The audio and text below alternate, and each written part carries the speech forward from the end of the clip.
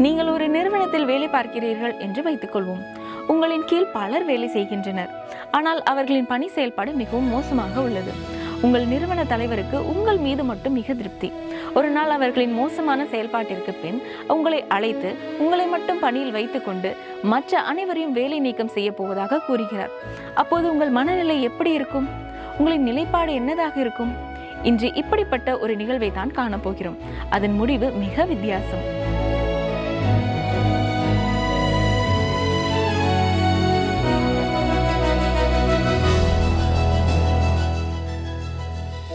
தொடர்ந்து எங்களோடு வேத பாடங்களை கற்று வரும் உங்களை இன்றும் வாழ்த்தி வரவேற்கிறோம். இன்று நாம் யாத்ராமும் 32ஆம் அதிகாரம் 7ஆம் வசனம் முதல் 35ஆவது வசனம் வரைக்கும் கற்றுக்கொள்ளப் போகிறோம். கவனியங்கள், வாசிக்கிறேன். யாத்ராமும் 32ஆம் அதிகாரம் 7ஆம் 8ஆம் வசனங்கள். அப்பொழுது கர்த்தர் மோசேயை நோக்கி, நீ இறங்கி போ, எகிப்து தேசத்திலிருந்து நீ நடத்தி கொண்டு வந்த உன் ஜனங்கள் தங்களை கெடுத்து கொண்டார்கள். அவர்களுக்கு நான் விதித்த வழியை அவர்கள் சீக்கிரமாய் விட்டு விலகினார்கள். அவர்கள் தங்களுக்கு ஒரு கன்றுக்குட்டியை வார்ப்பித்து அதை பணிந்து கொண்டு அதற்கு பலியிட்டு, இஸ்ரவேலரே, உங்களை எகிப்து தேசத்திலிருந்து அழைத்து கொண்டு வந்த உங்கள் தெய்வங்கள் இவைகளே என்று சொன்னார்கள் என்றார்.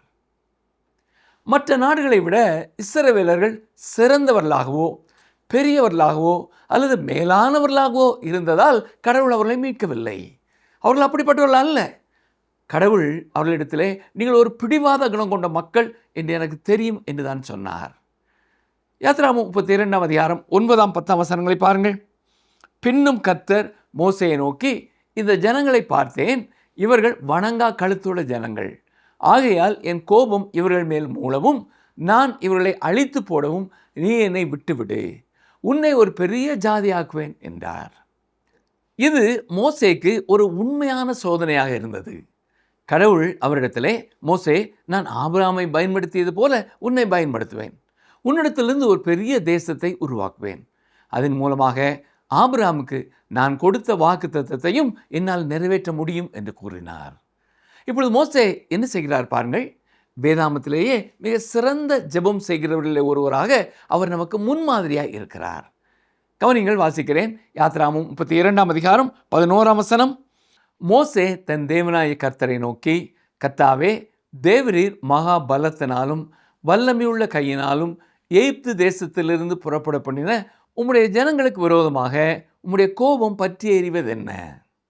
கடவுள் மோசேயிடம் ஞாபகப்படுத்திப்பார் என்று கேட்கிறார். கடவுள் மோசையை பார்த்து, மோசே, நீ கீழே போ, எகிப்து தேசத்திலிருந்து நீ கூட்டி வந்த உன்னுடைய மக்கள் தங்களை கெடுத்து கொண்டார்கள் என்று சொல்கிறார். ஆனால் இப்பொழுது மோசே கடவுளிடத்திலேயே எதிர்த்து பேசுகிறார். அருமையானவர்களே, இந்த நாட்களிலே பல ஜெபங்களிலே நாம் கேட்கும் போலியான வெற்று பக்தி வார்த்தைகள் எதுவும் மோசேயின் பேச்சிலே இல்லை. நம்முடைய சில ஜெபங்களிலே சுயநலமும் வெளி வேஷமும் ரொம்பவே நிறைந்து போயிருக்கிறது. அதனால்தான் ஜெப கூட்டங்கள் உயிரோட்டம் இல்லாமல் சாம்பல் பூத்து கிடக்கின்றன என்பதிலே ஆச்சரியமே இல்லை. நாம் கடவுளிடத்திலே உண்மையாகவும் வெளிப்படையாகவும் பேச தொடங்கினால் சபையிலேயே மிக விறுவிறுப்பான கூட்டமாக ஜெப கூட்டம் மாறிவிடும். மோசே கடவுளிடத்தில் என்ன சொல்லுகிறார் பாருங்கள். ஆண்டவரே, நீங்கள் ஏதோ தவறு செய்து விட்டீர்கள் என்று நினைக்கிறேன். நான் எந்த ஒரு ஜனத்தையும் எகிப்திலிருந்து கூட்டி வந்ததாக எனக்கு ஞாபகம் இல்லை. அவர்கள் என் மக்கள் அல்ல, அவர்கள் உம்முடைய மக்கள். உங்களுடைய வல்லமையுள்ள கருத்தினாலே தான் நீங்கள் தான் அவர்களை எகிப்திலிருந்து வெளியே கொண்டு வந்தீர்கள். என்னால் அவர்களை கூட்டி வந்திருக்கவே முடியாது ஆண்டவரே, நீங்கள் ஏதோ தப்பு கணக்கு போட்டு விட்டீர்கள் என்று சொல்கிறார். யாராவது கடவுளிடத்தில் இப்படி பேசுவதை உங்களால் கற்பனை செய்து பார்க்க முடிகிறதா? ஆனால் மோசே அப்படி பேசினார். யாத்ராமும் 32ஆம் அதிகாரம் 12ஆம் வசனத்தை பாருங்கள். மலைகளில் அவர்களை கொண்டு போடவும் பூமியின் மேல் இராதபடிக்கு அவர்களை நிர்மூலமாக்கவும் அவர்களுக்கு தீங்கு செய்யும் பொருட்டே அவர்களை புறப்பட பண்ணினார் என்று எகிப்தியர் சொல்வானேன்? உம்முடைய கோபத்தின் உக்கிரத்தை விட்டு திரும்பி உமது ஜனங்களுக்கு தீங்கு செய்யாதபடிக்கு அவர்கள் மேல் பரிதாபம் கொள்ளும். பிறகு மோசே ஆண்டவரிடத்திலே, நீங்கள் தான் உங்களுடைய மக்களை எகிப்து தேசத்திலிருந்து வெளியே கொண்டு வந்தீர்கள். ஆனால் ஒருவேளை நீங்கள் அவர்களை வாக்குத்தத்தம் பண்ணப்பட்ட அந்த தேசத்திற்குள் கூட்டிச் செல்லவில்லை என்று வைத்துக்கொள்வோம். அப்படி என்றால் எகிப்தியர்கள் என்ன சொல்வார்கள்? கடவுளால் அவர்களை எகிப்திலிருந்து வெளியே கொண்டு வர முடிந்தது, ஆனால் அந்த தேசத்திற்குள்ளே கூட்டிச் செல்ல முடியவில்லை என்று பேசுவார்கள். ஆண்டவரே, அவர்கள் உம்முடைய மக்கள், அவர்களை அந்த தேசத்திற்குள்ளே கூட்டிச் செல்வதற்காகத்தான் நீங்கள் வாக்கு கொடுத்திருக்கிறீர்கள் என்று கூறுகிறார். அடுத்ததாக இஸ்ரவேல் வீரர்களுக்கு எதிரான கடவுளுடைய கோபத்தை தணிப்பதற்காக மோசே கடவுளிடத்திலே 3வது காரணத்தை சொல்லுகிறார். கவனிங்கள், யாத்ராகமம் 32ஆம் அதிகாரம் 13ஆம் வசனம். உமது தாசராகிய ஆபிரகாமையும் ஈசாக்கையும் இஸ்ரவேலையும் நினைத்தருளும். உங்கள் சந்ததியை வானத்து நட்சத்திரங்களைப் போல பெருக பண்ணி நான் சொன்ன இந்த தேசம் முழுவதையும் உங்கள் சந்ததியார் என்றைக்கும் சுதந்திரித்துக் கொள்ளும்படிக்கு அவர்களுக்கு கொடுப்பேன் என்று உம்மை கொண்டே அவர்களுக்கு ஆணையிட்டு சொன்னீரே என்று கெஞ்சி பிரார்த்தித்தான். மோசே தொடர்ந்து, ஆண்டவரே, ஆபிரகாம், ஈசாக்கு மற்றும் இஸ்ரவேலை, அதாவது யாக்கோபையும் நினைத்து பாருங்கள். நீங்கள் அவர்களுக்கு ஒரு வாக்குறுதி அளித்து இருக்கிறீர்கள். அவர்களுடைய சந்ததியை பெருகச் செய்து அவர்களுக்கு இந்த தேசத்தை கொடுப்பதாக நீங்கள் தான் வாக்கு கொடுத்தீர்கள் என்று சொல்லுகிறார். தொடர்ந்து பாருங்கள், யாத்ராகமம் 32ஆம் அதிகாரம் 14ஆம் வசனம். அப்பொழுது கர்த்தர் தமது ஜனங்களுக்கு செய்ய நினைத்த தீங்கை செய்யாதபடிக்கு பரிதாபம் கொண்டார். மோசே அப்படி ஜெபம் செய்த பொழுது அது கடவுளின் இருதயத்தை தொட்டது. நாமும் ஜெபத்திலே இன்னும் நேர்மையாக இருந்தால் நம்முடைய ஜெபங்களுக்கு இன்னும் கூடுதலான பதில்களை, அதாவது நம் கண்களுக்கு தெரியும்படியான பதில்களை காண முடியும். நம்முடைய ஜெபங்களுக்கு எப்பொழுதும் கடவுளிடத்திலிருந்து பதில் வரத்தான் செய்கிறது. ஆனால் நாம் அவரிடத்திலே உண்மையோடும் நேர்மையோடும் ஜெபிக்காததால் அவர் நம்மிலே பெரும்பாலானோருக்கு இல்லை என்ற பதிலையே தருகிறார் என்று நான் நினைக்கிறேன். பாருங்கள், யாத்ராகமம் 32ஆம் அதிகாரம் 15 முதல் 18 வரை வாசிக்கிறேன். பின்பு மோசே மலையிலிருந்து இறங்கினான். சாட்சி பலகைகள் 2 அவன் கையில் இருந்தது. அந்த பலகைகள் இருபுறமும் எழுதப்பட்டிருந்தது. அவைகள் இந்த பக்கத்திலும் அந்த பக்கத்திலும் எழுதப்பட்டிருந்தது. அந்த பலகைகள் தேவனால் செய்யப்பட்டதாயும் அவைகளிலே பதித்த எழுத்து தேவனால் எழுதப்பட்ட எழுத்துமாய் இருந்தது. ஜனங்கள் ஆரவாரம் பண்ணுகிறதை யோசுவா கேட்டு மோசேயை நோக்கி, பாளையத்திலே யுத்தத்தின் இரைச்சல் உண்டாயிருக்கிறது என்றான். அதற்கு மோசே, அது ஜெயத்தொனியாகிய சத்தமும் அல்ல, அபஜெயத்தொனியாகிய சத்தமும் அல்ல, பாடலின் சத்தம் எனக்கு கேட்கிறது என்றான். அருமையானவர்களே, இஸ்ரவேல் மக்கள் அங்கே ஆட்டமும் பாட்டமாக மிகவும் ஜாலியாக கொண்டாடி கொண்டிருந்தார்கள். அவர்கள் தாங்கள் செய்த தங்க கன்றுக்குட்டியை வணங்கி கொண்டு பாவத்திலே வாழ்ந்து வந்தார்கள். யாத்திராகமம் 32ஆம் அதிகாரம் 19 முதல் 21 வரை பாருங்கள். அவன் பாளையத்துக்கு சமீபத்து அந்த கன்றுக்குட்டியையும் நடனத்தையும் கண்டபோது மோசே கோபம் உண்டவனாகி தன் கையிலே இருந்த பலகைகளை மலையின் அடியிலே எரிந்து உடைத்து போட்டு அவர்கள் உண்டு பண்ணின கன்றுக்குட்டியை எடுத்து அக்கினியில் சுட்டெரித்து அதை பொடியாக அரைத்து தண்ணீரின் மேல் தூவி அதை இஸ்ரவேல் புத்திரர் குடிக்கும்படி செய்தான். பின்பு மோசே ஆரோனை நோக்கி, நீ இந்த ஜனங்கள் மேல் இந்த பெரும் பாதத்தை சுமத்துகிறதற்கு இவர்கள் உனக்கு என்ன செய்தார்கள் என்றான். இப்பொழுது ஆரோன் இந்த முழு பிரச்சனையிலிருந்தும் எப்படி நழுவ பார்க்கிறார் என்று கவனியுங்கள். உண்மையிலேயே இது தீவிரமான ஒரு விஷயமாக இல்லாதிருந்தால் இது நிஜமாகவே பார்ப்பதற்கு மிகவும் வேடிக்கையாக இருந்திருக்கும். இப்பொழுது ஆரோன் சொல்வதை கவனியுங்கள். யாத்திராகமம் 32ஆம் அதிகாரம் 22, 23 வசனங்கள். அதற்கு ஆரோன், என் ஆண்டவனுக்கு கோபம் மூளாதிருப்பதாக, இது பொல்லாத ஜனம் என்று நீர் அறிந்திருக்கிறீர். இவர்கள் என்னை நோக்கி, எங்களுக்கு முன் செல்லும் தெய்வங்களை எங்களுக்கு உண்டு பண்ணும், எகிப்து தேசத்திலிருந்து எங்களை அழைத்து கொண்டு வந்த அந்த மோசேக்கு என்ன சம்பவித்ததோ அறியோம் என்றார்கள். வேறு வார்த்தைகளிலே சொல்ல வேண்டும் என்றால், நடந்த எல்லாவற்றிற்கும் மோசே மீதுதான் பழி சுமத்தப்படுகிறது. மோசே தங்களை கைவிட்டு விட்டார் என்று இஸ்ரவேல் மக்கள் நினைத்தார்கள். அதனால் தான் அவர்கள் தங்க கன்றுக்குட்டியின் பக்கம் திரும்பினார்கள். ஆரோன் தொடர்ந்து பேசுகிறார். கவனிங்கள், யாத்திராகமம் 32ஆம் அதிகாரம் 24ஆம் வசனம். அப்பொழுது நான், பொன் உடைமைகளை உடையவர்கள் எவர்களோ அவர்கள் அதை கழற்றி தர கடவர்கள் என்றேன். அவர்கள் அப்படியே செய்தார்கள். அதை அக்கினியிலே போட்டேன், அதிலிருந்து இந்த கன்றுக்குட்டி வந்தது என்றான். ஆரோனின் பதிலை கேட்டு உங்களால் சிரிக்காமல் இருக்கவே முடியாது. மோசே கூட இதை கேட்டு நம்ப முடியாமல் சிரித்திருப்பார் என்றே நான் நினைக்கிறேன். ஆரோன், நீ நெருப்பிலே தங்கத்தை போட்டாய், உடனே அந்த கன்றுக்குட்டி தானாக வெளியே நடந்து வந்தது என்று சொல்ல வருகிறாயா என்று கேட்டிருப்பார். உங்களுக்கு ஞாபகம் இருக்கிறதா? இதற்கு சில வசனங்களுக்கு முன்னால் தான் ஆரோன் கருவிகளை பயன்படுத்தி அந்த கன்றுக்குட்டியை உருவாக்கினார் என்று சொல்லப்பட்டிருந்தது. உண்மையிலேயே ஆரோன் சொன்னது அப்பட்டமான பொய். யாத்திராகமம் 32ஆம் அதிகாரம் 25ஆம் வசனத்தை பாருங்கள். ஜனங்கள் தங்கள் பகைவருக்குள் அவமானப்படத்தக்கதாக ஆரோன் அவர்களை நிர்வாணமாக்கியிருந்தான். அவர்கள் நிர்வாணமாக இருக்கிறதை மோசே கண்டு, இந்த ஆடை இல்லாத கலாச்சாரம், பாலியல் மற்றும் போதைப் பொருள் போன்ற விஷயங்கள் ஒன்றும் புதியவை அல்ல. இந்த சம்பவத்தில் இருக்கும் இஸ்ரவேலர்களை பார்த்தாலே இதன் முழு பின்னணியையும் உங்களால் புரிந்து கொள்ள முடியும் என்று நான் நினைக்கிறேன். மோசே இந்த விவகாரத்தை இறுதி வரை கொண்டு சென்று ஒரு முடிவுக்கு கொண்டு வருகிறார். அவர் நிஜமாகவே கடும் கோபத்திலே இருக்கிறார். ஆனாலும் அதே நேரத்திலே இந்த மக்களுக்காக அவர் எவ்வளவு பெரிய மத்தியஸ்தராக செயல்படுகிறார் என்பதையும் நாம் கவனிக்க வேண்டும். அவர் கடவுளின் இருதயத்தை தொட்டு கடவுளின் கரத்தையே அசைக்கிறார். இப்பொழுது மோசே ஒரு தீவிரமான அறுவை சிகிச்சையை கையில் எடுக்க வேண்டிய நேரம் வந்துவிட்டது. கேன்சர் வியாதியிலிருந்து சுகம் பெற்ற ஒருவர் சொல்லும் பொழுது, எப்படியாவது அதிலிருந்து விடுதலை பெறவே நான் நினைத்தேன். அதற்காக என் உடலின் பாதி பகுதியை வெட்டி எறிய வேண்டியதாக இருந்தாலும் அந்த நோயை ஒழிக்கவே நான் விரும்பினேன் என்று சொல்லுகிறார். பாவம் என்பது ஒரு கொடிய நோய் போன்றது. இந்த விஷயத்திலே கடவுள் குற்றவாளியாக இருந்தவர்களை கொல்வதன் மூலம் ஒரு தீவிரமான அறுவை சிகிச்சையை மேற்கொள்ளுகிறார். பாருங்கள், யாத்திரா 32ஆம் அதிகாரம் 26, 27 வசனங்கள். பாளையத்தின் வாசலில் நின்று கர்த்தருடைய பட்சத்தில் இருக்கிறவர்கள் யார்? அவர்கள் என்னிடத்தில் சேர கடவர்கள் என்றான். அப்பொழுது லேவியின் புத்திரர் எல்லாரும் அவனிடத்தில் கூடி வந்தார்கள். அவன் அவர்களை நோக்கி, உங்களில் ஒவ்வொருவனும் தன் பட்டயத்தை தன் அறையிலே கட்டிக்கொண்டு பாளையமெங்கும் உள்ளும் புறமும் வாசலுக்கு வாசல் போய் ஒவ்வொருவனும் தன் தன் சகோதரனையும் ஒவ்வொருவனும் தன் தன் சிநேகிதனையும் ஒவ்வொருவனும் தன் தன் அயலானையும் கொண்டு போட கடவன் என்று இஸ்ரவேலின் தேவனாய கர்த்தர் சொல்லுகிறார் என்றான். இந்த தீர்ப்பு மிகவும் கடுமையானதும் தீவிரமானதும் ஆகும். அங்கே அவ்வளவு மோசமான பாவம் இருந்ததால் இப்படிப்பட்ட ஒரு தீர்ப்பு அவசியமானதாய் இருந்தது. இன்றைக்கு நம்முடைய சபைகளுக்குள்ளும் தாராளவாத கொள்கைகள் ஊடுருவிவிட்டன. நாமும் அதை தடுக்காமல் அப்படியே விட்டுவிட்டோம். போதகர் ஒருவர் தனது அனுபவத்தை இவ்வாறு எழுதி வைத்திருக்கிறார்.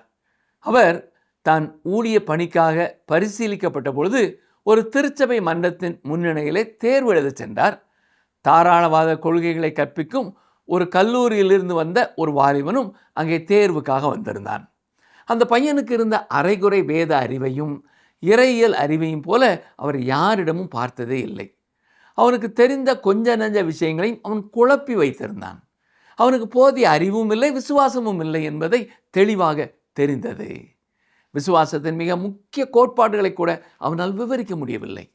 சொல்லப்போனால் அங்கே இருந்த ஒருவர் மிகவும் பொறுமையாக அவனிடத்திலே, சரி, உனக்கு இதிலே நம்பிக்கை இல்லை என்றாலும் நீ எதை நம்பவில்லை என்றையாவது குறைந்தபட்சம் நீ தெரிந்து வைத்திருக்க வேண்டும் அல்லவா என்றார். ஆனால் அவனுக்கு அதுவும் தெரியவில்லை. அப்பொழுது அந்த பையனின் தந்தை தெரிந்த ஒரு முதியவர். இவனுடைய தந்தை கடந்த காலத்திலே ஒரு சிறந்த பிரசங்கியாராக இருந்தவர். அவர் விசுவாசத்திலே உறுதியாக இருந்தவர். எனவே ஒரு நாள் இந்த பையனும் மனம் மாறி நேர்வழிக்கு வருவான் என்று எனக்கு தெரியும் என்றார். எல்லாரும் ஒரு மனதாக ஒப்புக்கொள்ளாவிட்டாலும் அந்த ஆலோசனை குழு அவனை ஏற்றுக்கொண்டது. எதையுமே விசுவாசிக்காத ஒரு பையனோடு அதே நேரத்தில் நானும் ஊழியத்திற்காக தெரிந்தெடுக்கப்பட்டது தான் என் மனதை மிக வேதனைப்படுத்தியது என்று அது போதகர் எழுதி வைத்திருக்கிறார். அந்த ஆலோசனை குழு இந்த குழுவை கையாண்ட விதம் மோசே கையாண்டிருக்கும் விதம் அல்ல. அவர் வாளை உருவி அந்த பையனை கொண்டிருக்க மாட்டார் தான், ஆனால் அவனை ஒரு ஊழியனாக நிச்சயம் ஏற்றுக்கொண்டிருக்க மாட்டார். மோசே அந்த பையனிடத்திலே ஒரு வேதத்தை கொடுத்து, நீ முதலிலே ஒரு சரியான வேதாம பள்ளிக்கு போய் வேதத்தை கொஞ்சம் நன்றாக படித்து வா, அதன் பிறகு மீண்டும் உன்னை தேர்வு செய்து நீ ஊழியத்திற்கு தகுதிதானா என்று பார்க்கலாம் என்று சொல்லியிருப்பார். இது போன்ற மற்ற ஆலோசனை குழுக்களின் தவறான நடவடிக்கைகளால் தான் தவறான கொள்கைகள் சபைக்குள்ளே நுழைந்து இன்றைக்கு சபையையே தன் வசப்படுத்தி கொண்டிருக்கின்றன. நீங்கள் பாவத்தோடு ஒருபொழுதும் சமரசம் செய்து கொள்ள முடியாது. சமரசம் செய்து கொள்வதே ஒரு ஒழுக்கக்கேடு என்று ஒருவர் எழுதியிருக்கிறார். அதுவும் குறிப்பாக சபையிலே சமரசம் செய்து கொள்வது மிகப்பெரிய ஒழுக்கக்கேடாகும். மோசே சமரசம் செய்து கொள்வதிலே சிறந்தவர் அல்ல. அவர் தீவிரமான நடவடிக்கையை கையாண்டார். சரி, பாருங்கள், யாத்திரா 32ஆம் அதிகாரம் 28ஆம் வசனம் வாசிக்கிறேன். லேவியின் புத்திரர் மோசே சொன்னபடியே செய்தார்கள். அந்நாளில் ஜனங்களில் ஏறக்குறைய 3000 பேர் விழுந்தார்கள். குற்றவாளியாக இருந்தவர்கள் அங்கே கொல்லப்பட்டார்கள். அது அந்த பாளையத்தை நன்றாக சுத்தப்படுத்தியது. பலர் இதை மிகவும் கொடுமையான செயல் என்று சொல்லக்கூடும். ஆனால் இதை இந்த வழியிலே நீங்கள் சிந்தித்து பாருங்கள். புற்றுநோயை இப்பொழுதே வெட்டி எறிந்து ஒட்டுமொத்த தேசத்தையும் காப்பாற்றுவது சிறந்ததா, அல்லது அந்த புற்றுநோயை வளர விட்டுவிட்டு தேசத்தையே அழிய விடுவது சிறந்ததா? அந்த பாளையத்தில் இருந்த எந்த குற்றமும் செய்யாத ஆண்கள், பெண்கள் மற்றும் குழந்தைகளை பற்றி கொஞ்சம் யோசித்து பாருங்கள். இஸ்ரவேலர்களை விக்கிரக ஆராதனைக்கு வழிநடத்திய அந்த மனிதர்களை அப்படியே வாழ விட்டிருந்தால் இந்த தேசம் முழுவதும் வாக்குத்தத்தம் பண்ணப்பட்ட தேசத்திற்குள்ளே நுழைந்திருக்கவே முடியாது. நிச்சயமாக இதுதான் இன்றைக்கு பல இடங்களிலே உள்ள சபைகளிலேயும் நடைபெற்று கொண்டிருக்கிறது. தாராளவாத கொள்கைகள் உள்ளே நுழைய அனுமதித்ததால் பல திருச்சபைகள் தங்களுடைய முக்கியத்துவத்தையும் செல்வாக்கையும் இழந்து தேவையற்றதாக மாறிப்போவதை என் கண்முன்னே நானே பார்க்கிறேன். தீமையை கையாளுவதிலே நாம் மிகவும் மெத்தனமாகவும் உணர்ச்சி வசப்படுகிறவர்களாகவும் முட்டாள்தனமாகவும் இருக்கிறோம். சில நேரங்களிலே நாம் அறிவில்லாமல் கூட நடந்து கொள்கிறோம். தொடர்ந்து பாருங்கள், யாத்ரா 32 அதிகாரம் 30 மறுநாளில் மோசே ஜனங்களை நோக்கி, நீங்கள் மகா பெரிய பாவம் செய்தீர்கள், உங்களுக்காக பாவ நிவர்த்தி செய்யக்கூடுமோ என்று அறிய இப்பொழுது நான் கர்த்தரிடத்திற்கு ஏறி போகிறேன் என்றான். ஒரு பிராயச்சித்தம் என்பது பாவத்தை மூடி வைப்பதற்காக மட்டுமே இருந்தது. இயேசு கிறிஸ்து இந்த பூமிக்கு வந்து சிலுவையிலே மரிப்பதற்கு முன்பு வரை பாவம் இப்படித்தான் கையாளப்பட்டது. சிலுவை மரணத்திற்கு பிறகு பாவம் முற்றிலும் நீக்கப்படுகிறது. இப்பொழுது மோசே இஸ்ரவேல் மக்களை வாக்குத்தத்தம் பண்ணப்பட்ட தேசத்திற்குள்ளே கூட்டிச் செல்வதற்கான தன் 4வது காரணத்தை கர்த்தரிடத்திலே சொல்லுகிறார். பாருங்கள், யாத்ரா 32 அதிகாரம் 31 அப்படியே மோசே கர்த்தரிடத்திற்கு திரும்பி போய், ஐயோ, இந்த ஜனங்கள் பொன்னினால் தங்களுக்கு தெய்வங்களை உண்டாக்கி மகா பெரிய பாவம் செய்திருக்கிறார்கள். இது என்ன தெரியுமா? இதுதான் பாவ அறிக்கை செய்தல். நீங்கள் கடவுளோடு ஒரு நல்ல உறவிலே இருக்க விரும்பினால் பாவத்தை பொறுத்தவரை நீங்கள் அவரோடு உடன்பட வேண்டும். பாவம் என்பது பாவம்தான், அது அறிக்கை செய்யப்பட வேண்டும். நீங்கள் யாராக இருந்தாலும் சரி, அதற்கு விதிவிலக்கே இல்லை. இவர்கள் கடவுளால் தெரிந்து கொள்ளப்பட்ட இஸ்ரவேல் மக்கள்தான். ஆனாலும் மோசே நாங்கள் பாவம் செய்தோம் என்று சொல்லுகிறார். இஸ்ரவேலர்கள் ஒரு பெரிய பாவத்தை செய்து தங்கத்தால் தங்களுக்கு தெய்வங்களை உண்டாக்கி கொண்டார்கள். மோசே அந்த பாவத்தை கடவுளுக்கு முன்பாக அக்கு வேர் ஆணி வேறாக விளக்கமாக எடுத்துரைக்கிறார். என்னை கேட்டுக்கொண்டிருக்கிற அருமையான சகோதரனே, அருமையான சகோதரியே, நாமும் நம்முடைய பாவத்தை கடவுளிடத்திலே அறிக்கை செய்யும் பொழுது அதை ஒளிவு மறைவில்லாமல் விளக்கமாக சொல்ல வேண்டும். அது என்ன பாவம் என்பதை அப்படியே கடவுளிடம் துல்லியமாக நாம் ஒத்துக்கொள்ள வேண்டும். யாத்ரா 32 அதிகாரம் 32 பாருங்கள். ஆயிலும் தேவரீர் அவர்கள் பாவத்தை மன்னித்தருள்வீரானால் மன்னித்தருளும், இல்லாவிட்டால் நீர் எழுதின உம்முடைய புஸ்தகத்திலிருந்து என் பெயரை கிறுக்கி போடும் என்றான். கவனித்தீர்களா? இங்கே மோசே, நான் இந்த மக்களுடன் என்னை இணைத்துக் கொள்கிறேன், அவர்களோடு நானும் ஒருவனாக நிற்கிறேன். ஒருவேளை நீங்கள் இவர்களை அழித்து விட வேண்டும் என்று நினைத்தால் என்னையும் உங்களுடைய புஸ்தகத்திலிருந்து துடைத்து அழித்து விடுங்கள் என்று சொல்கிறார். மோசேயினிடத்திலிருந்து ஒரு பெரிய தேசத்தை உருவாக்குவதன் மூலமாக கூட ஆபிரகாம், ஈசாக்கு மற்றும் யாக்கோபுக்கு கர்த்தர் கொடுத்த வாக்குத்தத்தத்தை அவரால் நிறைவேற்ற முடியும் என்று மோசேயிடம் அவர் சொல்லியிருந்தார் என்பதை மிகவும் ஞாபகப்படுத்தி பாருங்கள். ஆனால் மோசே, இல்லை ஆண்டவரே, நான் என்னையும் இந்த மக்களையும் வேறாக பார்க்கவில்லை. நீங்கள் இவர்களை இந்த தேசத்திற்குள்ளே கூட்டிச் செல்ல போவதில்லை என்றால் இவர்களோடு என்னையும் சேர்த்து அழித்து விடுங்கள் என்று சொல்லுகிறார். கவனித்து பாருங்கள், எது கடவுளின் இருதயத்தை தொடுகிறதோ அதுதான் கடவுளுடைய கரத்தை அசைக்கிறது. யாத்ரா 32 அதிகாரம் 33 அப்பொழுது கர்த்தர் மோசேயை நோக்கி, எனக்கு விரோதமாய் பாவம் செய்தவன் எவனோ அவன் பேரை என் புஸ்தகத்திலிருந்து கிறுக்கி போடுவேன். கவனித்தீர்களா? கடவுள் ஒவ்வொருவருடைய பாவத்தையும் தனித்தனியாகவும் தனிப்பட்ட முறையிலுமே கையாளுகிறார். நாமும் தனிப்பட்ட விதத்திலே நம் பாவங்களை கர்த்தரிடத்திலே அறிக்கை செய்ய வேண்டும். யாத்ரா 32 அதிகாரம் 34, 35 பாருங்கள். இப்பொழுது நீ போய் நான் உனக்கு சொன்ன இடத்துக்கு ஜனங்களை அழைத்து கொண்டு போ. என் தூதனானவர் உனக்கு முன் செல்லுவார். ஆகிலும் நான் விசாரிக்கும் நாளில் அவருடைய பாவத்தை அவர்களிடத்தில் விசாரிப்பேன் என்றார். ஆரோன் செய்த கன்றுக்குட்டியை ஜனங்கள் செய்வித்ததை நிமித்தம் கர்த்தர் அவர்களை உபாதித்தார். கடவுள் பாவத்தை தனிப்பட்ட முறையில் தண்டிப்பார். அதே சமயம் அவர் மக்களை வாக்குத்தத்தம் பண்ணப்பட்ட தேசத்திற்குள்ளே கூட்டி செல்வார். கன்றுக்குட்டி வழிபாடாகிய அந்த விக்கிரக ஆராதனை பாவத்திலே ஈடுபடாதவர்களை கர்த்தருடைய தூதர் வழி நடத்துவார். பழைய ஏற்பாட்டிலே கர்த்தருடைய தூதன் என்பது கிறிஸ்து மனிதனாக பிறப்பதற்கு முன்பே, பூமிக்கு வருவதற்கு முன்பே மனித கண்களுக்கு தோன்றிய அவருடைய பிரசன்னத்தை குறிக்கிறது.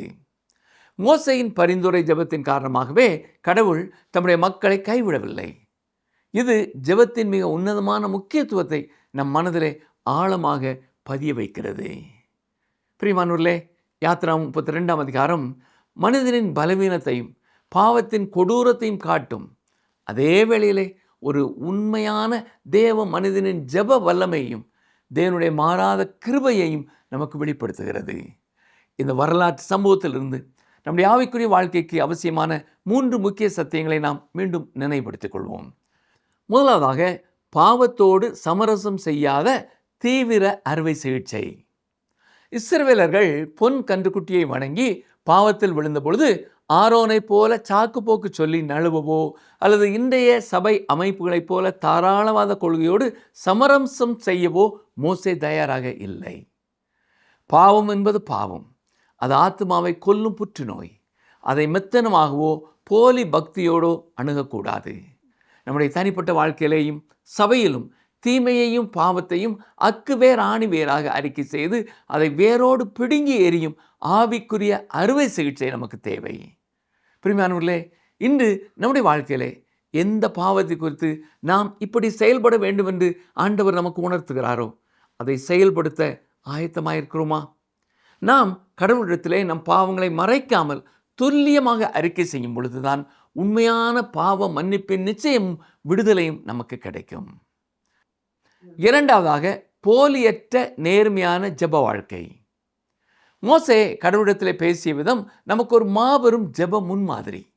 அவன் எந்தவித வெளி வேஷமும் இல்லாமல் தன் இருதயத்தில் இருந்ததை அப்படியே வெளிப்படையாக கடவுளிடத்திலே கூட்டினான். நம்முடைய ஜெப கூட்டங்கள் ஏன் உயிரோட்டமில்லாமல் இருக்கின்றன?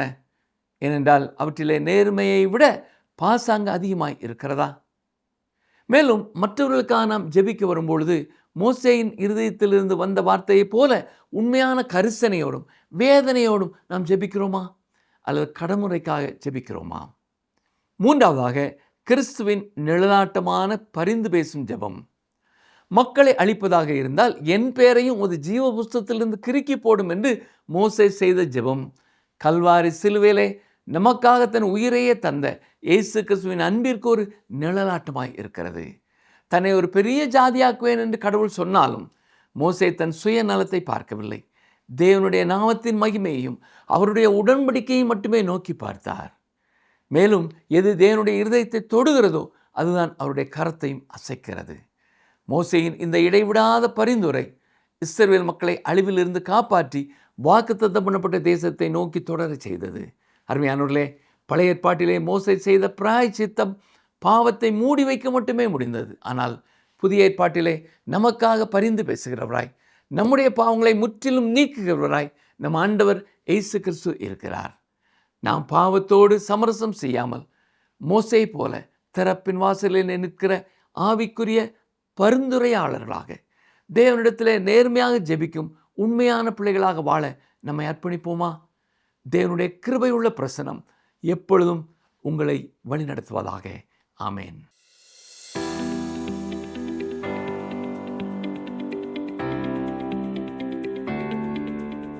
கர்த்தருடைய பட்சத்தில் இருக்கிறவர்கள் யார்?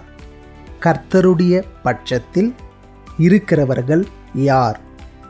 ஆப்ஷன் ஏ இஸ்ரவேலர், ஆப்ஷன் பி மோசே, ஆப்ஷன் சி லேவி புத்திரர்.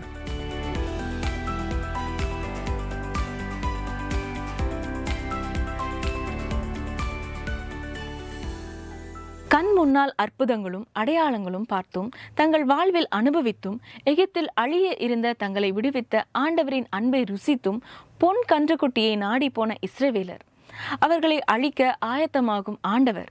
ஆனால் அவர்களுக்காக தேவனிடம் இறைஞ்சும் மோசே. இன்று நாம் அழியும் ஆத்துமாக்களுக்காக கன்றுக்குட்டியை நாடி போகும் சக விசுவாசிகளுக்காக திறப்பின் வாசலில் நிற்கிறோமா? தன்னையே நமக்காக தந்த தேவன் தமது அன்பினால் நம்மை நிரப்புவாராக. ஆரோனுக்கு எவ்வளவு உன்னத ஊழியம் கொடுக்கப்பட்டது! அவன் செய்தது தன் சொந்த ஜனங்களை ஆடை இல்லாமல் ஆக்கியது. ஊழியர்களின் உன்னத நிலை கண்டு ஏமாற வேண்டாம். இந்த நிகழ்ச்சி உங்களுக்கு பிடிச்சிருக்கா? அப்ப இப்பவே மிஸ்டர் கால் கொடுங்க. பரிசு வெல்றது நீங்களாவும் இருக்கலாம்.